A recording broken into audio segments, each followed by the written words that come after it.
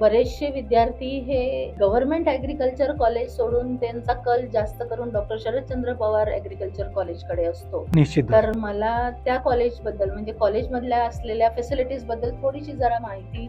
Doctor Sharadchandra Pawar कृषी महाविद्यालयाची स्थापना 2003 मध्ये झालेली. म्हणजे 23 वर्षाचा प्रदीर्घ अनुभव हा या महाविद्यालयाला आहे. महाविद्यालयामध्ये उच्च शिक्षित स्टाफ आहे. सुखसुविधेचा जर आपण विचार केला तर वर्ल्ड क्लास फॅसिलिटीज आहेत. ऑलिम्पिक दर्जाचं स्विमिंग पूल आहे, हॉकी ग्राउंड आहे, फुटबॉल ग्राउंड आहे. महाविद्यालयाच्याच परिसरामध्ये हॉस्टेल सुविधा, क्रीडांगण सुविधा, क्लासेसची सुविधा, प्रयोगशाळा ह्या सर्व गोष्टी तुम्हाला एकाच ठिकाणी पाहायला मिळतात. या महाविद्यालयाचे विद्यार्थी विविध प्रॅक्टिकल्स करतात, जे की आज आपण सर्वांना माहिती आहे. हायड्रोपोनिक टेक्नॉलॉजी आहे, ग्रीन हाऊस टेक्नॉलॉजी आहे, एरोफोनिक्स आहे, आर्टिफिशियल इंटेलिजन्स आहे. या महाविद्यालयामध्ये एकूण 4 अभ्यासक्रम आहेत. एक आहे BSc agriculture, regular BSc agriculture, तो महात्मा फुले कृषी विद्यापीठ राहुरीशी संलग्न आहे. यामध्ये एक दुसरा आहे अभ्यासक्रम 3+1. यामध्ये शेवटचे 6 महिने विद्यार्थी नेदरलँड्स मध्ये असतात. या विद्यार्थ्यांचं सिलेक्शन हे महाविद्यालय स्तरावरती केलं जातं. हा शिक्षण अभ्यासक्रम पूर्ण केल्यानंतर विद्यार्थ्यांना महात्मा फुले कृषी विद्यापीठाची डिग्री मिळते आणि नेदरलँड्स विद्यापीठाचं सर्टिफिकेट. दुसरा अभ्यासक्रम आहे ऍग्री बिझनेस मॅनेजमेंट. हा अभ्यासक्रम संपूर्ण झाल्यानंतर विद्यार्थ्याला महात्मा फुले कृषी विद्यापीठाची BSc honours agri business management ही पदवी मिळते. 2+2 हा एक कोर्स अजून ऐकलेला आहे, त्याबद्दल 2+2 मॅडम,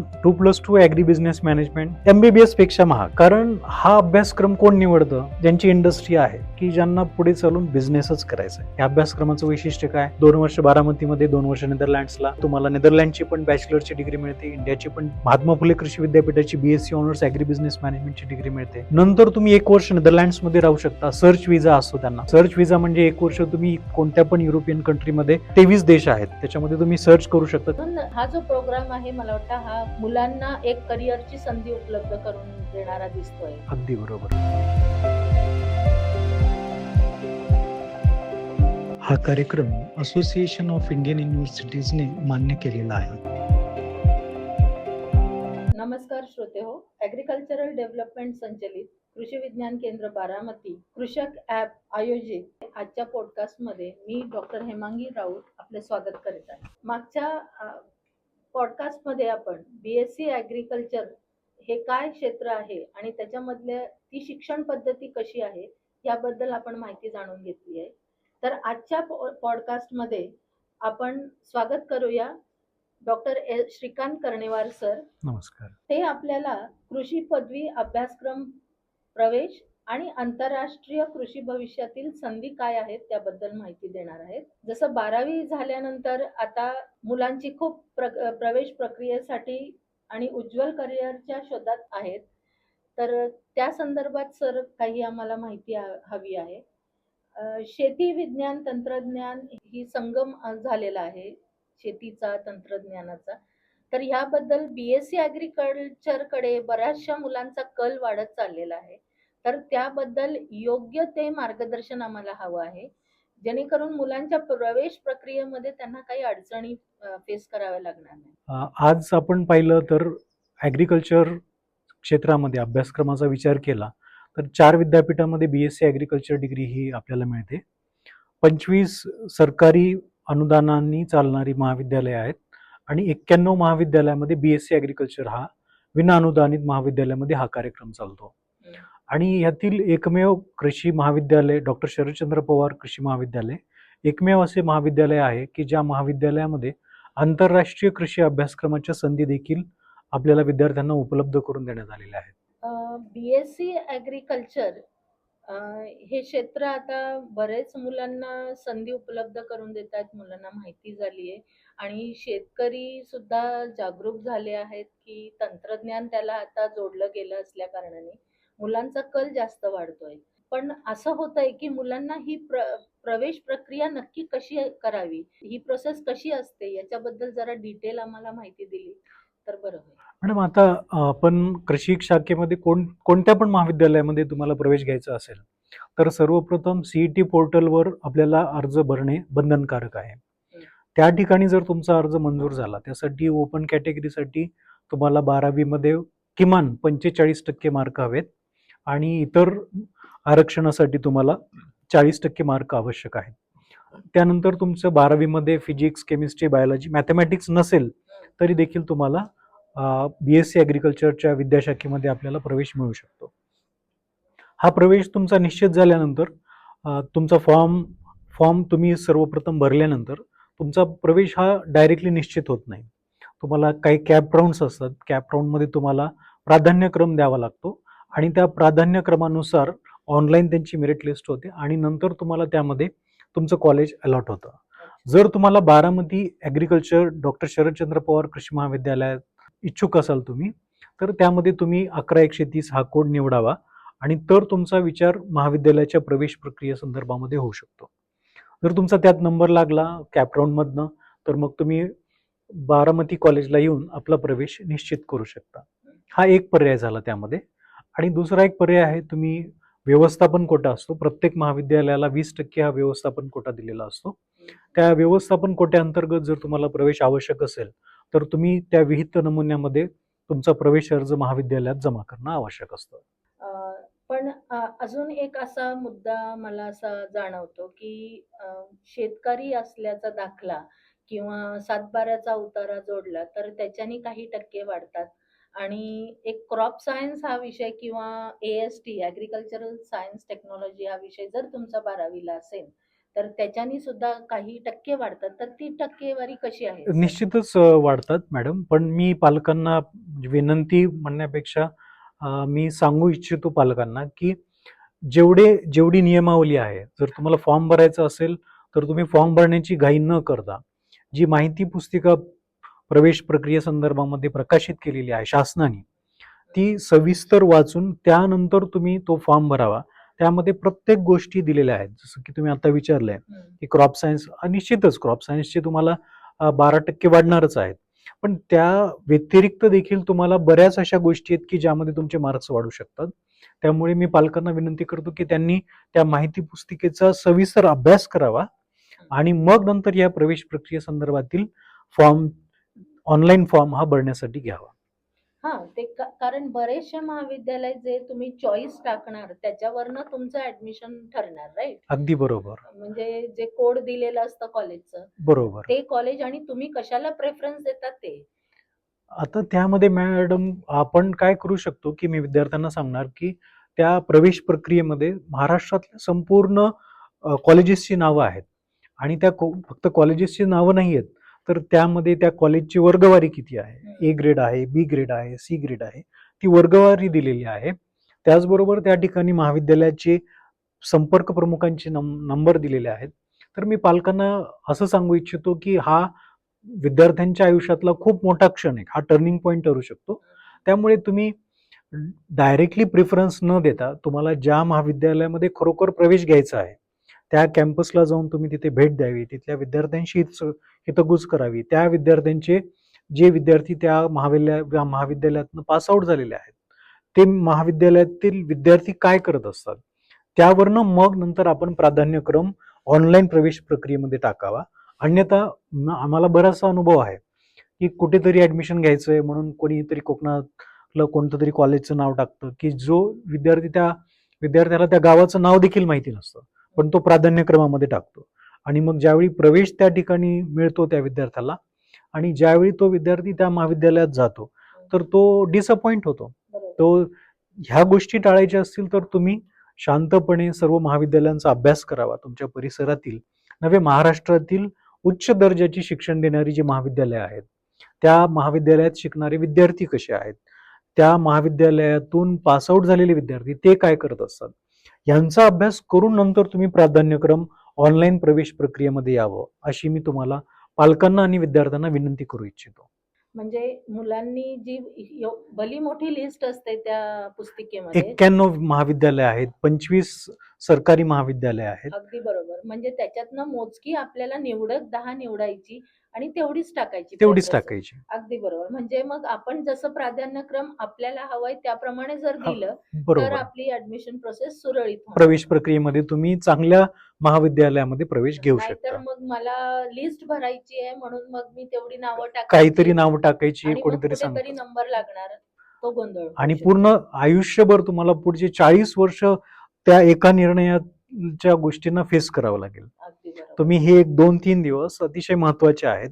हं. त्यामुळे आता तुमच्याकडे वेळ आहे, तर तुम्ही सखोलपणे अभ्यास करा कारण पुढचे तुमचे 40 वर्ष त्या ह्या एका निर्णयावरती अवलंबून आहेत. बरेचसे विद्यार्थी हे गव्हर्नमेंट ॲग्रीकल्चर कॉलेज सोडून त्यांचा कल जास्त करून डॉक्टर शरदचंद्र पवार ॲग्रीकल्चर कॉलेजकडे असतो. निश्चितच. तर मला त्या कॉलेजबद्दल म्हणजे कॉलेजमधल्या असलेल्या फॅसिलिटीजबद्दल थोडीशी जरा माहिती सगळ्या आपल्या पालकांना आणि विद्यार्थ्यांना जर दिली तर. डॉक्टर शरदचंद्र पवार कृषी महाविद्यालयाची स्थापना 2003 मध्ये झालेली, म्हणजे जवळपास आता 23 वर्ष होत आहेत. आणि महाराष्ट्रामध्ये अशी फार थोडी महाविद्यालय आहेत की 2003 मध्ये इस्टॅब्लिश झालेली आहेत. म्हणजे 23 वर्षाचा प्रदीर्घ अनुभव हा या महाविद्यालयाला आहे. महाविद्यालयामध्ये उच्च शिक्षित स्टाफ आहे. सुखसुविधेचा जर आपण विचार केला तर वर्ल्ड क्लास फॅसिलिटीज आहेत बारामतीमध्ये. ऑलिम्पिक दर्जाचं स्विमिंग पूल आहे, हॉकी ग्राउंड आहे, फुटबॉल ग्राउंड आहे, त्यानंतर वसतिगृह आहेत. त्याचबरोबर तुम्हाला महाविद्यालयाच्याच परिसरामध्ये हॉस्टेल सुविधा, क्रीडांगण सुविधा, राहण्याची सुविधा, क्लासेसची सुविधा, प्रयोगशाळा, ह्या सर्व गोष्टी तुम्हाला एकाच ठिकाणी पाहायला मिळतील. महाविद्यालयामध्ये बसेस उपलब्ध आहेत. भारतातील प्रथम क्रमांकाचे जे KVK समजलं जातं कृषी विज्ञान केंद्र बारामती, त्या ठिकाणी या महाविद्यालयाचे विद्यार्थी विविध प्रॅक्टिकल्स करतात, जे की आज आपण सर्वांना माहिती आहे. हायड्रोपोनिक टेक्नॉलॉजी आहे, ग्रीन हाऊस टेक्नॉलॉजी आहे, एरोफोनिक्स आहे, आर्टिफिशियल इंटेलिजन्स आहे. म्हणजे ज्या महाविद्यालयामध्ये ज्या ज्या सुविधा आहेत त्या एका सुविधेचा जरी विद्यार्थ्यांनी लाभ घेतला तर ते स्वतःच्या एका कंपनीमध्ये त्याचं रूपांतर करू शकतात. आणि अशी बरीच विद्यार्थी या ठिकाणाहून गेलेली आपल्याला पूर्ण राज्यामध्ये पाहायला मिळतात. खूपच छान सर. कारण आजची शेती ही पारंपरिक शेती नाही अगदी राहिलेली बरोबर. आणि ह्या शेतीला आधुनिक तंत्रज्ञान जसं AI टेक्नॉलॉजी झालं, प्रिसिजन ॲग्रीकल्चर झालं, सेंद्रिय शेती झाली, ह्या सगळ्या क्षेत्रांमुळे निर्यातीला खूप वाव मिळालेला अगदी आहे. बरोबर. आणि निर्यातीच्या वाव मिळाल्यामुळे शेतकऱ्यांचं जे मार्केटिंगचा जो मार्केट फाइंड आउट करण्याचा जो हे राहिलेला होता प्रॉब्लेम, तो मोठा चॅलेंज मला वाटतं हे ह्या कृषकमधनं किंवा आपल्या KVK बारामती किंवा आपल्या कॉलेजमधनं जे शिक्षण घेतात मुलं त्यांना त्या संधी उपलब्ध निश्चित. होतात. हा आंतरराष्ट्रीय कृषी अभ्यासक्रम हा पूर्ण महाराष्ट्रातील एकमेव अभ्यासक्रम हा बारामती कॅम्पसमध्ये आहे. या महाविद्यालयामध्ये एकूण 4 अभ्यासक्रम आहेत. एक आहे BSc agriculture, regular BSc agriculture, म्हणजे संपूर्ण महाराष्ट्रामध्ये जेवढे 91 विना अनुदानित महाविद्यालय आहेत त्याचप्रमाणे तोच कोर्स आहे. तो महात्मा फुले कृषी विद्यापीठ राहुरीशी संलग्न आहे. हा कार्यक्रम संपूर्ण केल्यानंतर विद्यार्थ्यांना महात्मा फुले कृषी विद्यापीठाची पदवी मिळते. यामध्ये एक दुसरा आहे अभ्यासक्रम, तो म्हणतात त्याला 3+1. यामध्ये शेवटचे 6 महिने विद्यार्थी नेदरलँड्समध्ये असतात. या विद्यार्थ्यांचं आपल्याला सिलेक्शन हे महाविद्यालय स्तरावरती केलं जातं. हा शिक्षण अभ्यासक्रम पूर्ण केल्यानंतर विद्यार्थ्यांना फक्त महात्मा फुले कृषी विद्यापीठाची डिग्री मिळते, पदवी मिळते आणि नेदरलँड्स विद्यापीठाचं सर्टिफिकेट मिळतं. दुसरा अभ्यासक्रम आहे BSc honours agri business management. हा देखील 4 वर्षाचा अभ्यासक्रम आहे. हा अभ्यासक्रम पूर्ण झाल्यानंतर विद्यार्थ्याला महात्मा फुले कृषी विद्यापीठाची BSc honours agri business management ही पदवी मिळते. त्यानंतर यामध्ये आंतरराष्ट्रीय स्तरावरचा जर आपण विचार केला तर 2+2 अभ्यासक्रम म्हटलं जातं. त्यामध्ये बारामतीमध्ये विद्यार्थी 2 वर्ष राहतो आणि नेदरलँड्समध्ये उरलेली 2 वर्ष त्या ठिकाणी तो कंप्लीट करतो. त्यानंतर त्या विद्यार्थ्याला महात्मा फुले कृषी विद्यापीठाची पदवी मिळते, BSc honours agri business management, आणि नेदरलँड्स विद्यापीठाची देखील तुम्हाला त्या ठिकाणी बॅचलर्सची डिग्री मिळते. म्हणजे निर्यात करण्यासाठी जे नेटवर्किंग लागेल तर ह्या प्रोग्राम मधनं जर मुलांनी शिक्षण अगदी घेतलं बरोबर. तर ते युरोप खंडामध्ये त्यांचं नेटवर्क तयार करू शकतात आणि त्यांचा निर्यातीचा बिझनेस स्टार्ट करू शकतात. आणि विशेष म्हणजे याला सगळ्याला MPKV राहुरीची मान्यता आहे. आणि हा कोर्स दोघीकडनं याला ड्युअल डिग्री म्हणू शकतो आपण. 2+2 म्हणजे तिकडची पण डिग्री मिळणार, इकडची, म्हणजे त्या विद्यार्थ्याला दोघीकडच्या संधी उपलब्ध राहणार, एक राष्ट्रीय पातळीवर आणि एक आंतरराष्ट्रीय पातळीवर. प्लस तो त्याचा बिझनेस सुद्धा आंतरराष्ट्रीय लेवलला नेऊ शकेल. म्हणून ही जी शिक्षण हा जो प्रोग्राम आहे मला वाटतं हा खूपच मुलांना एक वेगळ्या करिअरची संधी उपलब्ध करून देणारा दिसतोय. अगदी बरोबर. आता BSc ॲग्रिकल्चर मध्ये असतं काय, प्रोडक्शन टेक्नॉलॉजी. जास्तीत जास्त उत्पादन कसं घ्यायचंय. हम्म. म्हणजे जसं तुमचं प्रिसिजन ॲग्रिकल्चर आहे, आर्टिफिशियल इंटेलिजन्सचा वापर करून तुम्ही शेतीमध्ये सुधारणा करा, किंवा तुम्ही बायो फर्टिलायझरचा वापर करा. अत्याधुनिक पद्धतीने तुम्ही शेती करा. ग्रीन हाऊस टेक्नॉलॉजीचा वापर करा, हायड्रोफोनिक्स करा, एरोपोनिक्स करा, हाय टेक्नॉलॉजी पोल्ट्री तुम्ही उभारा, डेअरी फार्म्स उभारा, डेअरी प्रोसेसिंग करा. म्हणजे सर्व अन्नधान्य प्रोड्यूस करण्याच्या बाबतीत प्रोडक्शन टेक्नॉलॉजीमध्ये हा अभ्यासक्रम येतो. ज्या विद्यार्थ्यांना प्रोडक्शन टेक्नॉलॉजीमध्ये जायचंय त्यांनी बीएससी ॲग्रिकल्चर हा कोर्स निवडावा. पण बीएससी ॲग्री बिझनेस मॅनेजमेंट या कोर्स बद्दल जरा लोकांना अगदी बरोबर. माहिती काय फार कमी. काय हा, दोघांमध्ये काय अगदी. फरक आहे? आणि बऱ्याच वेळा जेव्हा पालक ऍडमिशन प्रोसेस बद्दल जाणून घ्यायला येतात तर त्यांचा हाच प्रश्न असतो, नाही नाही आमच्या मुलाला आम्हाला बीएससी ॲग्रीच करायचं, हे एबीएम आणि ॲग्री बिझनेस मॅनेजमेंट नको. हा, अगदी पण बरोबर. हा विद्यापीठाचाच कोर्स आहे आणि याला पण विद्यापीठांनीच, जसं तुमचं हॉर्टिकल्चर आहे, डेअरी सायन्स आहे, तसंच मला वाटतं agri business Yes. Management specialisation आहे. आता ॲग्रिकल्चर बिझनेस मॅनेजमेंट ह्या नावामध्येच आहे मॅडम, हा, की हा. Business management. ज्या विद्यार्थ्याचं ध्येय क्लिअर आहे, की ज्या विद्यार्थ्याला बिझनेसच करायचा आहे, हम्म, ज्या विद्यार्थ्याला प्रोडक्शन मध्ये जायचंच नाहीये, हम्म, ज्याला मार्केटिंग मध्ये जायचंय, सप्लाय चेन मध्ये जायचं, एक्सपोर्ट मध्ये जायचं, इम्पोर्ट मध्ये जायचंय, हम्म. मग अशा विद्यार्थ्यांनी ॲग्री बिझनेस कोर्स हा निवडावा भारतामध्ये. हा. त्याला हा व्यावसायिक दृष्टिकोनातून झालेला आहे. बीएससी ॲग्रिकल्चर हा प्रोडक्शन टेक्नॉलॉजी, यामध्ये पण बिझनेसचा पार्ट येतो पण थोडासा येतो. हम्म, पण ह्यामध्ये जास्त भर देण्यात आलाय, तुम्ही मार्केटिंग करा, एफपीओ स्थापन करा, ग्रामीण बँकेमध्ये जा, इन्शुरन्स सेक्टरमध्ये जा, कन्सल्टन्सी सुरू करा.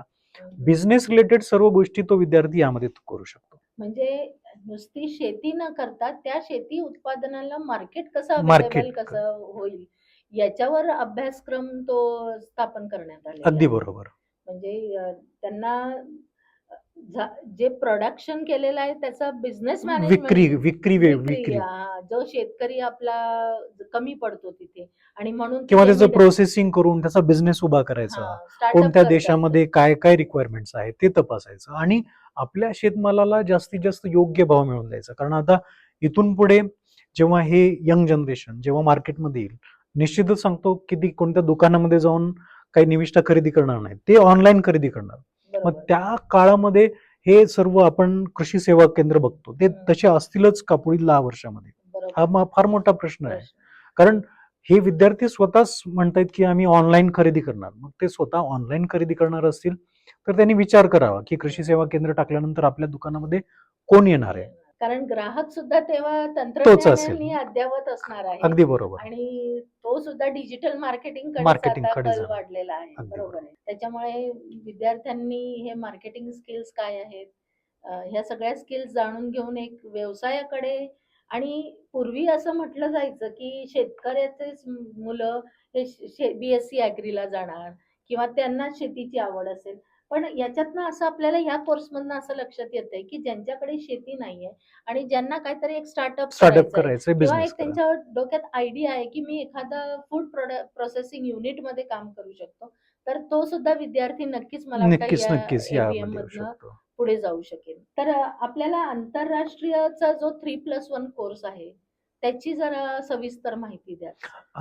मॅडम आपल्याकडे या क्षेत्रामध्ये असे पालक आहेत की ज्यांचा ऑलरेडी चांगला बिझनेस आहे किंवा त्यांच्याकडे एक सेटअप आहे, इंडस्ट्रियल सेटअप आहे, आणि इथून पुढे आपल्याला कॅपिटल हा काही भाग राहणार नाही बिझनेस करण्यासाठी. विजन काय आहे, विद्यार्थ्याच्या विजन वरती इथून पुढचे बिझनेस आपल्याला चालताना पाहायला मिळतील. विद्यार्थी नेदरलँड्समध्ये जाईल, 6 महिने राहील आणि 6 महिन्यामध्ये तो एक स्वतःचं विजन डेव्हलप करेल. 4 तिथे देश फिरून येईल, कारण ह्या विद्यार्थ्यांना शेंजन विजा मिळतो. विद्यार्थी तिथे 6 महिने किंवा 1 वर्ष नेदरलँडमध्ये राहू शकतो. आणि नेदरलँड हा असा देश आहे की ज्यामध्ये त्यांचं स्वतःचं प्रोडक्शन नाहीये, पण ते एक्सपोर्ट करतात. संपूर्ण जगभरातून ऍग्रिकल्चर रिलेटेड फ्लावर असतील, बाकीचे प्रोडक्ट्स असतील, ते आधी इम्पोर्ट करतात, त्यांचं ग्रेडिंग करतात आणि त्यांना जास्त भाव देऊन ते एक्सपोर्ट करत असतात. यासाठी नेदरलँड हा देश फेमस आहे. आणि मग त्या ठिकाणी सप्लाय चेन असेल, इम्पोर्ट एक्सपोर्टचे बिझनेस असतील, तर ती मुलं तो विजन घेऊन मायदेशामध्ये परत येऊन स्वतःचा व्यवसाय उभारू शकतील. यामध्ये आहे की तुम्ही 6 महिने जाऊ शकता किंवा मॅक्झिमम तुम्ही 1 वर्ष देखील नेदरलँडमध्ये राहू शकता. तुम्हाला महात्मा फुले कृषी विद्यापीठाची डिग्री पण त्या केसमध्ये मिळेल.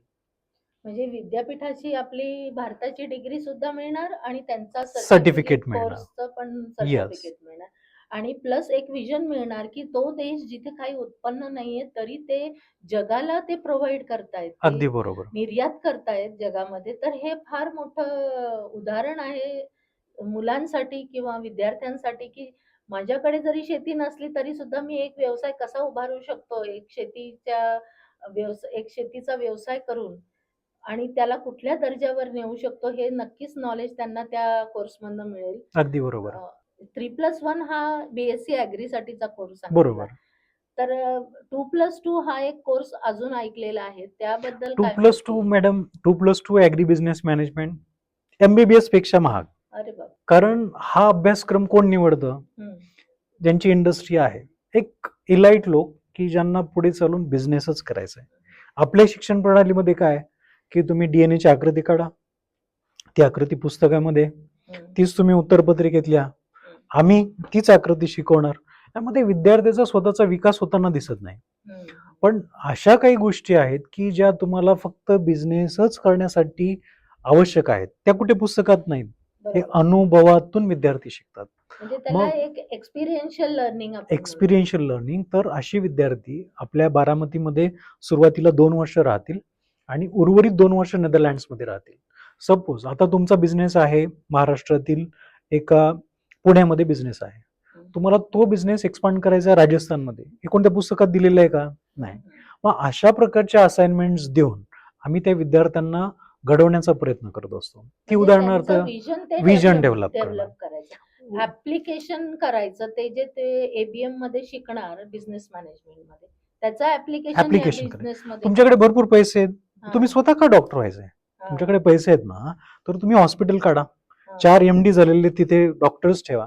पण तुम्हाला हां. त्यासाठी स्वतः डॉक्टर होण्याची गरज नाही. अगदी तुम्हाला बरोबर. बिझनेस करायचा आहे. बिझनेस रिलेटेड शिका, बिझनेस रिलेटेड स्किल शिका आणि चांगला व्यवसाय चालू करा. त्या अभ्यासक्रमामध्ये ह्याच गोष्टी तुम्हाला शिकवल्या जातात आणि असे असंख्य विद्यार्थी आता जगभरामध्ये आपल्याला पाहायला मिळतात, की जे फक्त नावावरती, तू कुठे शिकलेला आहे? बारामतीमध्ये. हं, हं. या नावावरती जगामध्ये त्यांनी आपला ठसा उमटवलेला आहे. या अभ्यासक्रमाचं वैशिष्ट्य काय?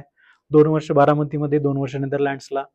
तिथे तुम्ही पूर्ण केलं, तुम्हाला नेदरलँडची पण बॅचलरची डिग्री मिळते, इंडियाची पण महात्मा फुले कृषी विद्यापीठाची BSc ऑनर्स ॲग्री बिझनेस मॅनेजमेंटची डिग्री मिळते.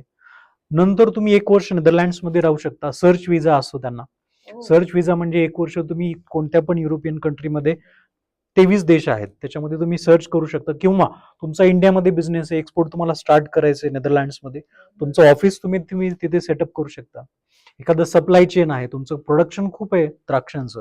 हं. तुम्ही ₹100 ₹150 किलोनी द्राक्ष इंडियामध्ये विकताय. तीच हं. द्राक्ष तुम्ही नेदरलँड्समध्ये विकली तर 1,000, 1,500, ₹2,000 किलोनी विक्री करू शकता. अशा प्रकारच्या गोष्टी तुम्हाला या 2+2 अभ्यासक्रमाअंतर्गत मिळतील. म्हणजे असे विविध असाइनमेंट्स त्या अगदी विद्यार्थ्यांकडनं बरोबर. करून घेतले जातात. नेदरलँडची कंपनी आहे. त्यांना हां. भारतामध्ये पार्टनर शोधायचा आहे. हां. भारतामध्ये काय सेटअप करायचा आहे, कसा करायचा आहे, त्याचा काय सेटअप असेल, तर ते विद्यार्थी याचा अभ्यास करतात आणि त्याच्यावरती थेसिस लिहितात. जनरली आपल्याकडे थेसिस असतो हं. मास्टर्समध्ये, पण यामध्ये बॅचलर्स लेव्हललाच विद्यार्थी थेसिस करतात. अरे वाह! या अभ्यासक्रमाला तुम्हाला जर प्रवेश घ्यायचा असेल, तर महाविद्यालय स्तरावर त्याच्या जागा भरल्या जातात. त्यासाठी तुम्हाला महाविद्यालयात समोर दिलेल्या लिंकवरती फोन करायला लागेल. तुमच्या ऑनलाईन इंटरव्ह्यू होतील. तुमच्या पालकांसोबत इंटरव्ह्यू होतील आणि मग नंतर तुम्हाला हे 2+2 अभ्यासक्रमासाठी प्रवेश दिला जातो. म्हणजे एक प्रकारचं सिव्हिलायझेशन आणि व्हिज्युअलायझेशन आपण क्रिएट करून देतो अगदी बरोबर. विद्यार्थ्याला, जेणेकरून तो बिझनेसमध्ये पुढे कसा जाईल, तो त्याचा कॉन्फिडन्स लेव्हल तेवढा बिल्ड केला जातो. अगदी बरोबर. तुमचा बिझनेस आहे. तुम्हाला पुढे बिझनेस करायचा आहे. पण तुम्ही MBBS कडे का जाता? तुम्ही बरोबर. बिझनेस रिलेटेड गोष्टी शिका ना. तुमच्याकडे आहे, रिसोर्सेस आहेत. तुम्हाला इन्व्हेस्ट करण्याची तुमची तयारी आहे. कारण तुम्हाला तुमच्या पालकांना कोण हे नाही विचारणार, की तुमचं बँक बॅलन्स किती आहे. पालकांना प्रश्न केला जातो, की तुमचा मुलगा काय करतो? बरोबर. मग तुम्हाला बिझनेस करायचा आहे, तुम्ही बिझनेस रिलेटेड शिक्षण घ्या. त्यासाठी बारामती एक चांगलं व्यासपीठ उपलब्ध झालेलं आहे. अगदी नक्कीच. जसं आपल्याकडे कृषक हे जे भरतं, त्याच्यामध्ये बऱ्याच कंपन्या येतात. कंपनीजमध्ये आपले विद्यार्थी ना बऱ्याच संधी किंवा वाव मिळत असेल. अगदी बरोबर. आपल्या पालकांना आणि विद्यार्थ्यांना ही माहिती नक्कीच आवडली असेल आणि एक नवीन अभ्यासक्रम जो आपल्याला आपल्या करिअरसाठी एक नवीन संधी उपलब्ध करून देण्यासाठी जे व्यासपीठ आहे, ॲग्रिकल्चरल डेव्हलपमेंट ट्रस्ट बारामतीच्या कृषी महाविद्यालय व कृषी व्यवस्थापन महाविद्यालयाचं, त्याचा तुम्ही फायदा घ्यावा. त्याची माहिती, अधिक माहिती जाणून घेण्यासाठी डॉक्टर श्रीकांत कर्णेवार सर आणि मी डॉक्टर हेमांगी राऊत तुमच्यासाठी सदैव अवेलेबल असणार आहे फोन कॉल्सनी. तर तुम्ही आम्हाला संपर्क साधू शकतात. तुम्हाला स्क्रीनवर संपर्कासाठी नंबर येईल. तर मग आपल्या ह्या कृषिक ॲपला सबस्क्राईब करा. असे नवीन नवीन असंख्य पॉडकास्ट आम्ही तुमच्यासाठी घेऊन येणार आहोत आणि विविध माहिती तुमच्यासाठी आम्ही प्रोव्हाइड करणार आहोत. तुम्हाला काही प्रश्न असतील तर कमेंट बॉक्समध्ये टाका. धन्यवाद.